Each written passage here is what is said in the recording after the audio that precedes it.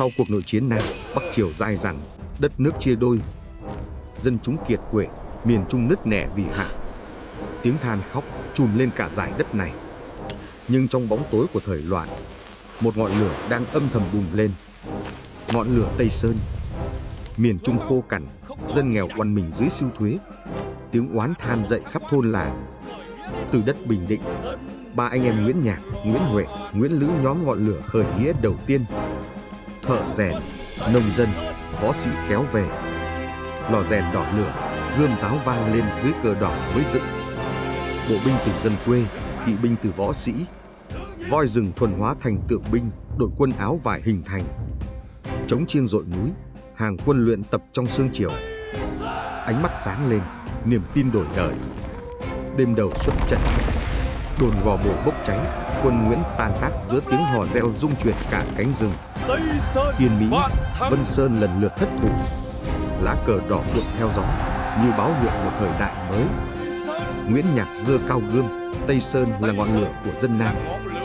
Và ngọn lửa ấy, từ đây, sẽ lan khắp miền Trung. Ngọn lửa Tây Sơn tràn tới thành Quy Nhơn, biểu tượng quyền lực của chúa Nguyễn. Nguyễn Nhạc, Nguyễn Huệ chia ba cánh quân, vây từ rừng và biển, siết dần vòng kìm sắt. Một vạn quân đối đầu đạo binh gấp đôi.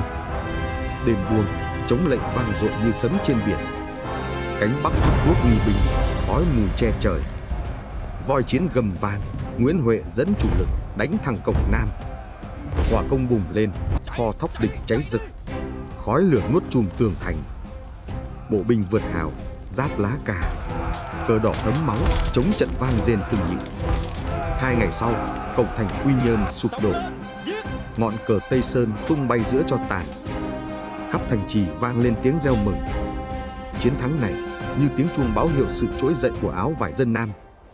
Nguyễn Nhạc lập đại bản doanh tại Quy Nhơn, mở cơ nghiệp dựng nước. Quân chia ba đạo, Nhạc giữ Quy Nhơn, Huệ trấn Phú Yên, Lữ án Bắc Bình Định chống quân từ Quảng Ngãi. Chống trận vang rền, bộ binh muôn người, kỵ binh tung vó, thủy tượng binh dậy sóng sông Côn. Chống đồng từ làng đến núi, dân Bình Định nhập ngũ. Ngọn cờ đỏ phủ khắp miền Trung. Nguyễn Nhạc đặt luật, giảm thuế, khuyến nông, mở học. Dân, nho sĩ, tướng cũ đều quy phục cùng xây dựng nghiệp lớn. Áo vải Tây Sơn trở thành niềm tin muôn người. Từ Quảng Ngãi đến Phú Yên, một vương quốc áo vải đang hình thành.